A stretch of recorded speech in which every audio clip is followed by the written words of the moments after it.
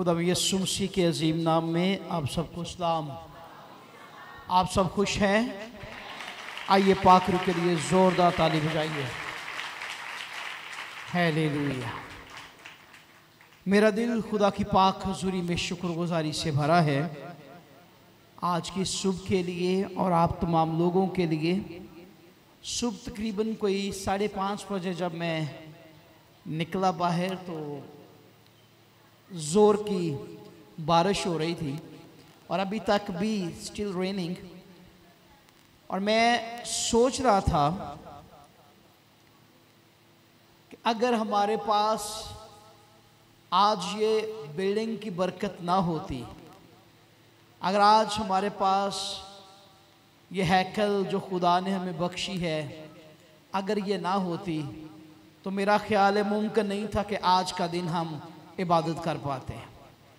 मैं उस वक्त से खुदा उनकी शुक्रगुजारी कर रहा हूँ और अभी आप लोगों को देखने के बाद मेरा दिल खुदा की पाक हुजूरी में और शुक्रगुजारी से भर गया है।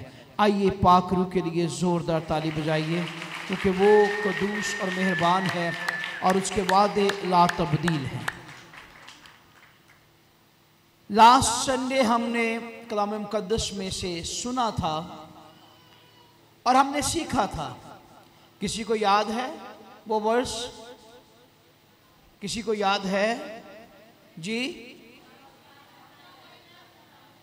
खुदावन बनाता है, खुदावन कायम करता है और पूरा करता है। आमीन। लेकिन जब मैंने सरमन क्लोज किया था तो मैंने एक आयत पढ़ी थी। जब मैंने सरमन क्लोज किया था तब मैंने एक वर्स पढ़ी थी। अगर किसी को वो रेफरेंस याद हो या बाइबल मुकद्दस का वो हवाला कोई बता दे, नाम बता दे कोई किताब का। जी ना ना ना ना जी, इधर से आवाज आई थी। नेहमिया दूसरा बाब और उसकी 17 आयत। जब मैंने इसे क्लोज कर लिया, जब मैंने इसे पढ़ लिया तो पढ़ने के बाद इस रेफरेंस को क्लोज, जब मैंने इस सरमन को क्लोज किया तो घर जाकर इस वर्ष पर मैंने सोचना शुरू किया और वहीं से एक नया सरमन जो है वो शुरू हुआ। और हम आज थोड़ी देर के लिए फसील पर बात करेंगे जिसके लिए नबी ने कहा कि हमें यरूशलेम की फसील को फिर से क्या करना है? बनाना है। मैं इस पर सोच रहा था और फिर दो चीजें जो मेरे सामने थी। नंबर 1 रूहानी फसील और नंबर 2 वो फसीलें, वो दीवारें जो हम खुद खड़ी करते हैं। और वो क्यों खड़ी करते हैं? अपनी हिफाजत के लिए हम दीवारें अपने घरों के चगिर्द, अपनी जायदाद के चगिर्द, अपने मालो मता के चगिर्द हम बाड़ लगाते हैं, हम दीवारें बनाते हैं ताकि हम और हमारा मालो मता जो है ये महफूज रह सके। आए आज हम इस पर बात करते हैं। मेरे साथ देखिए नेहमिया उसका दूसरा बाब और उसकी 17 आयत कलाम मुक़द्दस में से हम पढ़ेंगे। नेहमिया उसका दूसरा बाब और उसकी 17 आयत में लिखा है, तब मैंने उनसे कहा तुम देखते हो कि हम कैसी मुसीबत में हैं कि यरूशलेम उजाड़ पड़ा है और उसके फाटक आग से जले हुए हैं। आओ हम यरूशलेम की फसील बनाएं ताकि आगे को हम जिल्लत का निशान ना रहें। सब बोलिए आमीन। ऊंची आवाज में बोलिए आमीन। मेरे अजीजों, आज हम बात करेंगे कि ये फसील जो है, यानी ये जो दीवार है, इसका हमें फायदा क्या है, क्यों हम ये दीवारें बनाते हैं। हम इस पर थोड़ी देर के लिए गौर करेंगे कि हमने जो दीवारें अपने घरों के चौगिर्द बना रखी हैं, इसका हमें क्या फायदा है। अगर हमने दीवारें अपने मालो बता के चौगिर्द खड़ी कर रखी हैं, इसका हमें क्या फायदा है। क्या कभी आपने इस बात पर गौर किया हो कि दीवारें क्यों खड़ी की जाती हैं। क्या कभी आपने इस बात पर सोचा हो। हाँ, अमूल के मुताबिक हम जब अपना घर बनाते हैं, हम दीवारें खड़ी करते हैं, लेकिन उसके पीछे जो वजह होती है, कभी आपने इस वजह पर गौर किया हो। याद रखिए, दीवारें हमें दुश्मन से महफूज करती हैं। पहली बात, ये दीवारें हमें दुश्मन से क्या करती हैं, महफूज करती हैं। ये दीवारें हमें हर तरह के खतरात से अमूमन महफूज कर लेती हैं। ये दीवारें हमें मौसमी असरात से भी बचाती और महफूज कर लेती हैं। ये दीवारें हमें दुश्मन के जलते हुए तीरों से भी महफूज कर लेती हैं। और सबसे बड़ी बात, ये दीवारें जो हैं, ये हमें हसद की निगाह से भी महफूज कर लेती हैं। लेकिन आज बाइबल मुकद्दस के मुताबिक नबी क्यों रोता हुआ दिखाई दे रहा है। उसने कहा कि यरूशलेम उजाड़ पड़ा है, उसके फाटक जले हुए हैं। अगर दीवारें गिरी हैं, फसीलें गिरी हुई हैं, तो दुश्मन तो कभी भी हमला कर सकता है। दुश्मन तो रही गई इज्जत को कभी भी बर्बाद कर सकता है। ना उसकी फसील है, ना दीवारें हैं, और ना ही उसके फाटक हैं, ना दरवाजे हैं। दीवारें भी गिरी हुई हैं और फाटक भी आग से जले हुए हैं। यानी दुश्मन किसी वक्त भी किसी राह से भी दाखिल हो सकता है। दुश्मन को रोकने के लिए कोई ऐसा इंतजाम है ही नहीं है, ना दीवार रही है, ना फाटक रहा है। इसीलिए तो नबी रोता हुआ दिखाई देता है कि आओ फिर से इसकी फसीलें बनाएं और इसके फाटकों को खड़ा कर सकें। दुश्मन से हम यरूशलेम को महफूज कर सकें।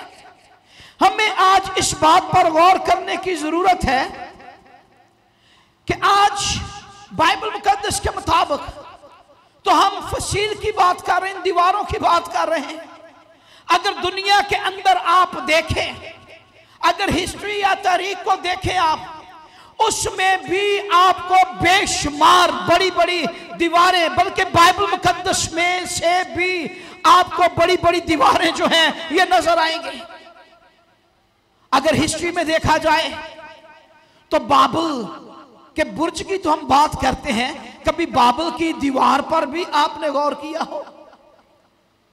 बाबल की दीवार, नैनवा के चगिर्द दीवार, यरू के चगिर्द दीवार, यरूशलेम के चगिर्द दीवार, ये दीवारें क्यों बनाई जाती थी। हिस्ट्री ये बयान करती है कि उस वक्त में, बल्कि आज के दौर में भी, हम तो दीवारें अपने घरों के चगिर्द बनाते हैं, लेकिन उस वक्त हर शहर के चगिर्द, हर मुल्क के चगिर्द, हर कस्बे के चगिर्द बड़ी बड़ी मजबूत दीवारें बनाई जाती थी, ताकि दुश्मन से कस्बे को, शहर को, गांव को, टाउन को महफूज किया जाए। अगर यरू की दीवार पर गौर करें, यशवा उसका 6वां बाब अगर आप देखें, तो ये मजबूत तरीन दीवार थी, इसको तोड़ना मुश्किल था। ये फसील बड़ी मजबूत थी। आप इस पर गौर कीजिए। अगर हम बाइबल मुकद्दस के मुताबिक और बहुत सारी ऐसी दीवारें, अगर यरूशलेम के दीवार की बात करें तो उसके फाटकों की बात करें तो 8 फाटकों का जिक्र हमें, 8 गेट हैं जिनका जिक्र हमें मिलता है। लेकिन आज मैं दुनियादारी की दीवारों पर बात करने के लिए इसको ज्यादा लंबा नहीं करना चाहता। जो बात पाक रूह ने मेरे दिल में डाली है वो है रूहानी फसील। हमें रूहानी फसील को खड़ा करने की जरूरत है। आइए जरा इस बात पर गौर करते हैं कि ये रूहानी फसील है क्या, और हमें क्यों जरूरत है रूहानी फसील लगाने की। हमें क्यों जरूरत है अपने खानदान के चगिर्द रूहानी फसील, रूहानी दीवारें बिल्ड करने की।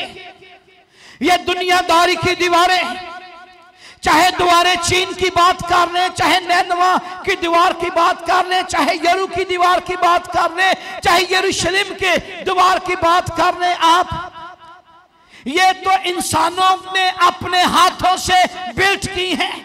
ये तो इंसानों के हाथों से बनाई हुई दीवारें हैं। और याद रखिए, जो फसीलें इंसान के हाथों से बनती हैं, इंसान ही उन फसीलों को फतह भी कर जाते हैं और उन्हें ढा भी देते हैं, उन्हें तोड़ भी देते हैं।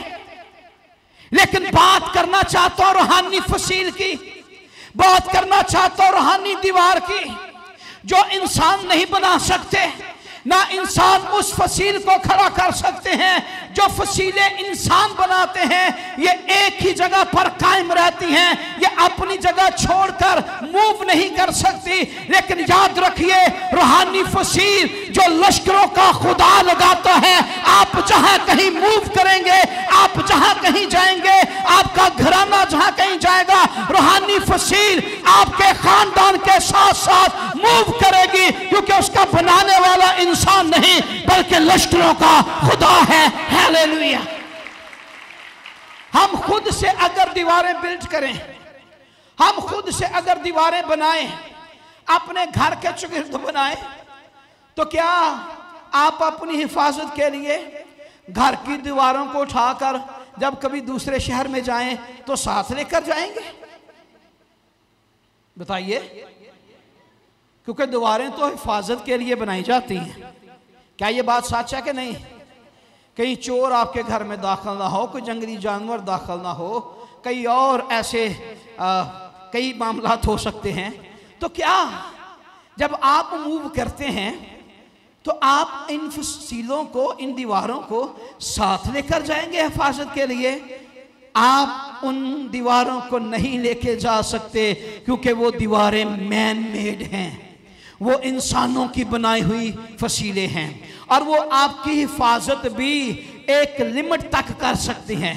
उनकी हिफाजत आपकी करना, उनकी दीवारों की जो एक लिमिट है, एक हद है। जैसा कि कहा जाता है कि बाबल की दीवार है, उसको कोई तो कहता है वो 350 फीट जो थी वो ऊंची थी, कुछ कहते हैं वो 335 फीट जो थी वो ऊंची थी, कुछ कहते हैं वो 87 फुट 85 फुट जो थी वो चौड़ी थी, कुछ कहते हैं वो 85 फीट जो थी वो चौड़ी थी। मुख्तलिफ लोग मुख्तलिफ बातें करते हैं। लेकिन याद रखिए, वो जितनी भी चौड़ी थी, वो जितनी भी ऊंची थी, वो उस जगह से मूव नहीं कर सकती थी। वो उन लोगों की हिफाजत उस जगह से हटके कहीं और नहीं कर सकती थी, चाहे यरू की दीवार कितनी ही मजबूत क्यों ना थी। लेकिन याद रखिए, वो उस तौर से यरू के लोगों की हिफाजत ना कर सकी। जैसे ही लश्करों के खुदा के लोगों ने वो चक्कर लगाए, जोर से ललकारा, बाइबल कहती है वो दीवारें जो हैं वो गिर गई हैं। लेकिन याद रखें, एक दीवार, एक फसील ऐसी है जिसे इंसान और दुश्मन अबलीस, ना उसकी कुव्वतें, ना जादूगर, ना बुदरूहें, ना शैतानी कुव्वतें उसे तोड़ना तो क्या, उसे छू भी नहीं सकती। और वो जिस्मानी फसील नहीं, दुनियावी फसील नहीं, इंसानों की बनाई हुई नहीं, बल्कि आप और मेरे खुदा की बनाई हुई फसील है, जिसे दुश्मन छू भी नहीं सकता। और इसका जिक्र हमें बाइबल मुकद्दस में मिलता है। इसका जिक्र हमें बाइबल मुकद्दस में मिलता है। अगर आप बाइबल मुकद्दस अय्यूब की किताब देखें तो उसमें हमें जिक्र मिलता है कि किस तरह से खुदा ने अय्यूब और उसके घराने की हिफाजत की। जो इंसान की बनाई हुई फसीलें है ना, सुनिए, ये हमें ज़ाहिरी तौर पर दिखाई देती हैं। ये चर्च की दीवारें हमें ज़ाहिरी तौर पर दिखाई दे रही हैं। इंसान के बनाए हुए किले हमें ज़ाहिरी तौर पर दिखाई देते हैं। ये चर्च के बाहर की बड़ी दीवार जो है, एक बड़ी दीवार बनाई गई है इसी तरह लिए ताकि चर्च की हिफाजत हो सके। ये हमें दिखाई देते हैं। इंसानों की बनाई हुई फसीलें हमें नजर आती हैं, लेकिन जो रूहानी फसील लश्करों का खुदा लगाता है, वो दुनिया का कोई शख्स उसे देख नहीं सकता, बल्कि रूह के अंदर आप महसूस कर सकते हैं कि इसे रूह कुद्दस ने अपनी लपेट में लिए हुए है। आमीन, आमीन। हम यहां पर अय्यूब उसका पहला बाब देखते हैं, उसकी नामी आयत के पास जरा गौर कीजिए। अय्यूब उसका पहला बाब और उसकी नामी आयत जरा मेहरबानी से खोलिए। अय्यूब उसका पहला बाब और उसकी नामी आयत, जरा माइक लीजिए, पढ़ दीजिए जल्दी से। हालेलुया। तवज्जो से सुनिएगा, आपको अंदाजा होगा कि रूहानी फसील है क्या, और जब खुदा फसील लगाता है तो वह किस तौर से हिफाजत करता है। जी, अय्यूब उसका पहला बाब और उसकी नामी आयत। शैतान ने खुदावंद को जवाब दिया, शैतान ने खुदावंद को जवाब दिया। जरा सुनिए, क्या अय्यूब यूं ही खुदा से डरता है? क्या अय्यूब यूं ही खुदा से डरता है? क्या तूने उसके और उसके घर के गिर्द और जो कुछ उसका है उस सब के गिर्द चारों तरफ बाड़ नहीं बनाई है? क्या तूने उसके गिर्द और जो कुछ उसका है बाड़ नहीं बनाई? बाड़ का मतलब है दीवार, किसी भी चीज की खड़ी कर दे, फसील खड़ी कर दे। आगे बढ़िए जी, नामी आयत पढ़ी। तूने उसके हाथ के काम में बरकत बख्शी है। आमीन, आमीन। थैंक यू, तशरीफ रखिए। क्या तूने, कौन कह रहा है? शैतान।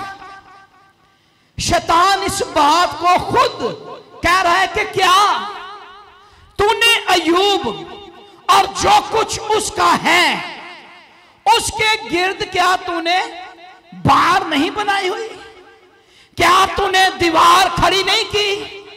क्या तूने कोई फसील जो है वो नहीं बनाई हुई जिसके सबब से ना मैं अय्यूब को छू सकता हूं, जिसके सबब से ना मैं अय्यूब के किसी चीज को छू सकता हूं, ना उसके मालो मता को छू सकता हूं, ना उसके घराने को छू सकता हूं? वजह क्या है कि तूने अय्यूब के चगिर्द एक फसील खड़ी कर रखी है।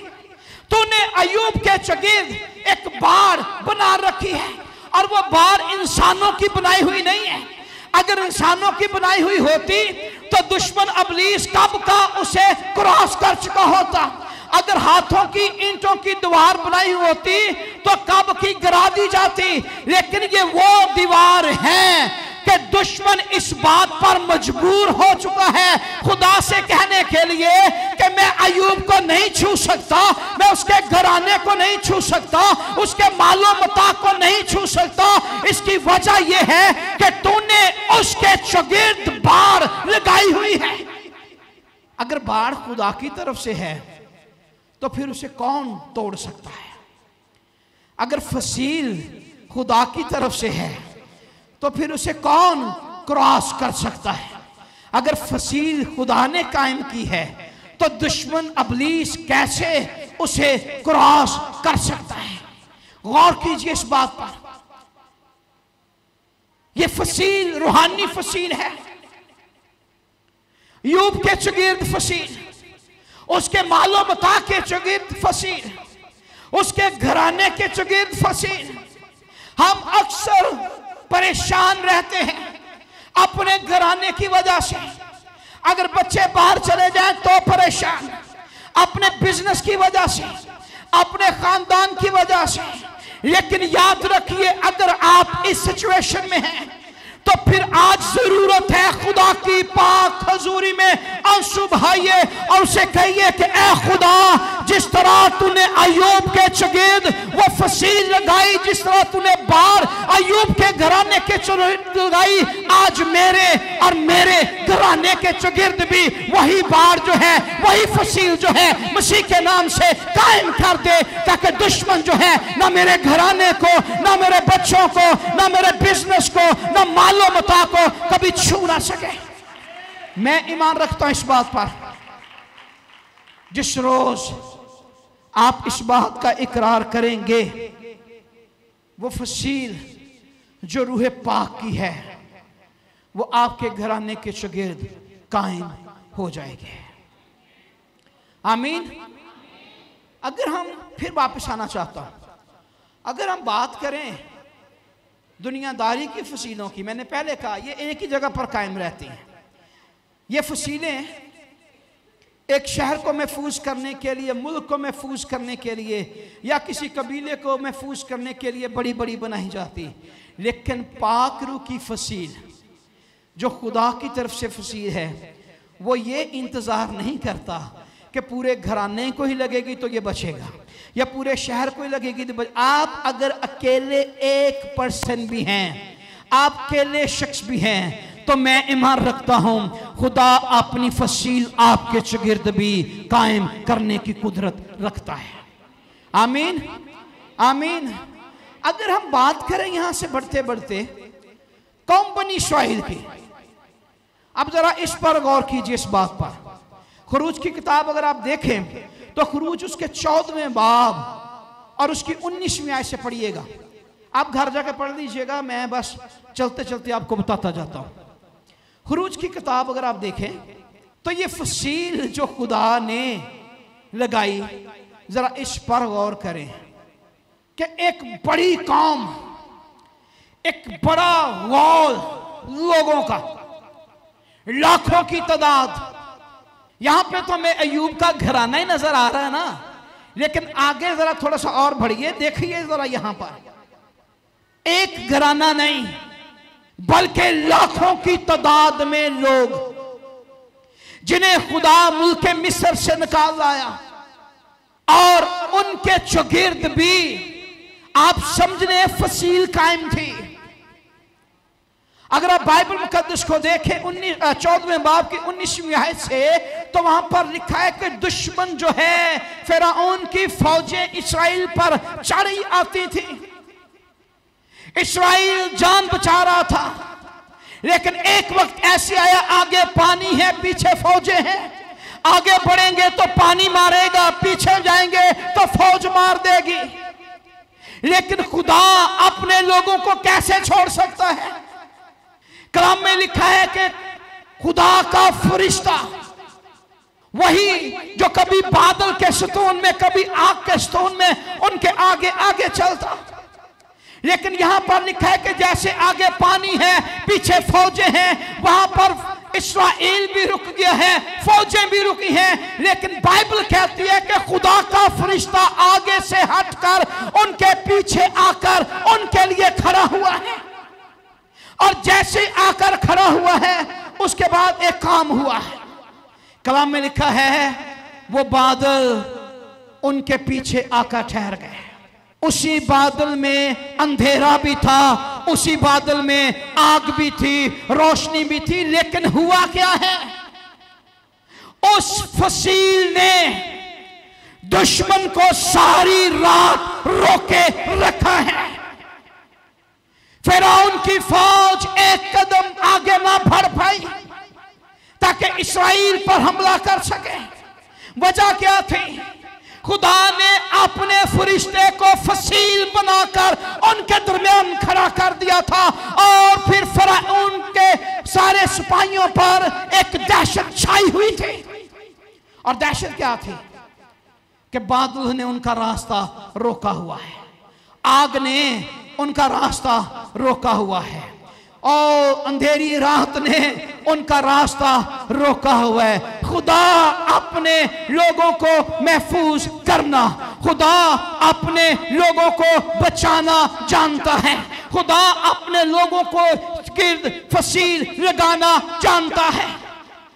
बाइबल मुकद्दस बेशुमार हवाला जात से ऐसे भरी हुई है। अगर हम बाइबल मुकद्दस को गौर से मुतालिया करें, आपको बेशुमार ऐसे हवाला जात मिल जाएंगे। मैं बाइबल मुकद्दस की बात करते करते अगर ज़बूर 91 की तरफ बढ़ूं तो हमें वहां पर पूरे का पूरा ज़बूर जो है हमें फसील की तस्वीर जो है यह दिखाता है। कलाम मुकद्दस में लिखा है वो अपने फरिश्तों को तेरी बाबत क्या देगा, हुक्म देगा। वो तुझे क्या करेंगे, अपने हाथों पर उठा। क्यों, किस वक्त में, जब तू खतरे में से गुजरेगा।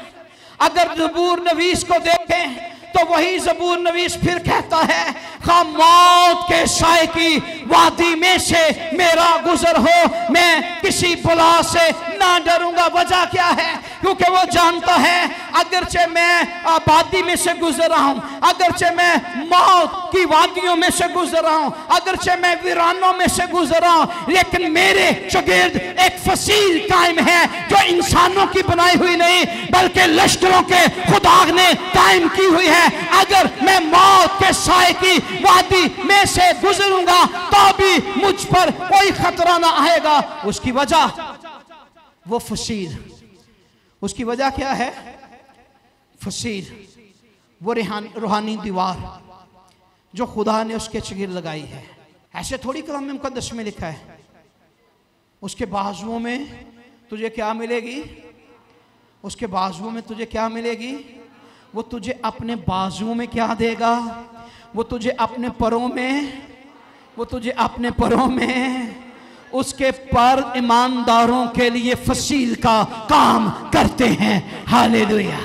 उसके बाजू ईमानदारों के लिए फसील का काम करते हैं। और कलाम में लिखा है मजबूत किला। क्या लिखा है, वो मेरा क्या है, किलों को तोड़ना इस दुनिया के इंसानों के बस की भी बात नहीं है, जल्दी नहीं टूटते। अब तो टेक्नोलॉजी ऐसी है, ये तो ज़मीन के कई 100 फुट नीचे जाके भी तोड़ देते हैं, लेकिन तब की बातें कुछ और थी। तब किलों को तोड़ना आसान नहीं था, आसान काम नहीं था। किले की दीवारों को फैलांगना, किले की दीवारों को तोड़ना आसान नहीं है। खुदावन अपने आप को आपके लिए किले के तौर पर मैसर कर रहा है। आपको उस मजबूत किले में आने की और पनाह लेने की जरूरत है मेरे भाइयों, मेरी बहनों। अगर आज तक आप समझते हैं कि आपके घराने के चगिर्द रूहानी फसील कायम नहीं है, अगर आप समझते हैं कि आपका घराना आज भी खतरात के अंदर है, दुश्मन के खतरात आपको लाहक हैं, तो फिर आज आपको रूहानी फसील कायम करने की जरूरत है। अकेला बंदा नहीं, खानदान में से एक अकेली बेटी या बेटा या कोई भाई उठ के कहे, कलाम में मुकद्दस के मुताबिक लिखा है तू ही मान ला, तू और तेरा घराना निजात पाएगा। लेकिन कलाम में लिखा है एक से भले, एक से भले। यहां पर नहमिया अकेला फसील बनाने की बात नहीं कर रहा, वो कह रहा आओ। किनको दावत दे रहा है, वो साथी जो साथ हैं सबको दावत दे रहा है। आज पूरा घराना एक दूसरे को दावत दे, बेटियां भाइयों को दावत दें, भाई बहनों को दावत दें, माँ बाप बच्चों को दावत दें। दावत दीजिए और कहिए आओ मिलकर हम अपने खानदान के चगिर्द रूहानी फसील कायम करें। अगर रूहानी फसील कायम होगी तो मैं ईमान रखता हूं दुश्मन के जलते तीर आपके घराने तक ना पहुंच पाएंगे। जादूगर जितनी मर्जी पढ़ाइयां करते रहें, जादूगर जितनी मर्जी बदरूहें बेचते रहें, वो आपके घराने को छू ना सकेंगी, बल्कि लौट कर वापस जाएंगी और जाकर जादूगर से कहेंगी हम कैसे जाएं, क्योंकि वहां पर तो रूहानी फसील कायम हुई हुई है। अगर इब्लीस खुदा से कह सकता है कि मैं कैसे अय्यूब को छू लूं, मैं कैसे अय्यूब के बच्चों को छू लूं, क्योंकि तूने तो अपनी बाढ़ उसके घराने के और उसके चगिर्द लगाई हुई है, तो मैं ईमान रखता हूं जब बुद्रुहें आपके घराने की तरफ आएंगी, वो दौड़ेंगी, पीछे भागेंगी, जाएंगी और जादूगरों से कहेंगी हम कैसे उसके खानदान को छू लें, क्योंकि वहां पर तो रूह कुद्दुस की बाढ़ जो है ये घराने के चगिर्द लगी हुई है। और याद रखिए, दुश्मन अबलीस कभी भी रूह पाक की दीवार को क्रॉस नहीं कर सकता। आमीन। इसलिए चर्च, वक्त है जागिए, इस रूहानी फसील को अपने घराने, अपने खानदान के चगिर्द कायम कीजिए। इसे इंसान कायम नहीं कर सकते, यह सिर्फ खुदा आपके घराने के चगिर्द कायम कर सकता है। लेकिन कैसे? आपके आंसू, आपकी आहें खुदा के हुजूर में, आप जिस तरह वक्त खुदा के हुजूर में देते जाएंगे, ये रूहानी फसील वैसे वैसे बिल्ड होती चली जाएगी। मैं आज आपको इनकरेज करना चाहता हूं, आइए मिलकर दुआ कीजिए। अगर बीमारियां घर में डेरा डाले हुए हैं, गुर्बत, बेरोजगारी डेरा डाले हुए हैं, दुश्मन अबलीस की कुव्वतें तंग करती हैं, परेशान करती हैं, तो आए आज अपने घराने के चगिर्द रूहानी फसील कायम कीजिए। और उसका तरीका, दुआ में ठहरिए, रोजे में ठहरिए, खुदा के कलाम को पढ़िए, ऊंची आवाज में बाइबल मुकद्दस को की तलावत, मुतालिया अपने घर में कीजिए, ताकि आपके घर की दीवारें भी, आपके घर की एक एक चीज भी खुदा के कलाम को सुने और याद रखिए, वो रिस्पॉन्स करेंगी। अगर कलाम कहता है ना पहाड़ से कहो, तो वो उखड़ जाएगा। इसका मतलब है जब आप कलाम करेंगे तो पहाड़ रिस्पॉन्स करेंगे।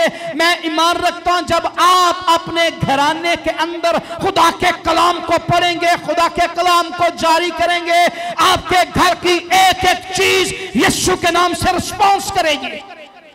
आमीन, आमीन।